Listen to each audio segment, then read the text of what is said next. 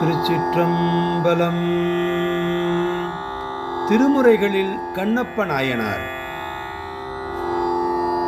தென்குடித்திட்ட என்னும் தலத்திலே ஞானசம்பந்தர் பாடிய பதிகத்தில் 7வது பாடலில் கண்ணப்பர் பற்றிய செய்திகளை ஞானசம்பந்தர் கொல்லிப்பண்ணிலே பாடி அருளுகின்றார்.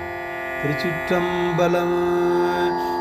காணலைக்கும் அவன் கண்ணிடந்து அப்பனீள் காணலைக்கும் அவன் கண்ணிடைந்து அப்பனீள் பாணலைக்கும் தவ தேவுவை தானிடம் தானலை தெள்ளமோர் தாமரை தள்ளுரை தேனலை குவயல் தென்குடி திட்டையே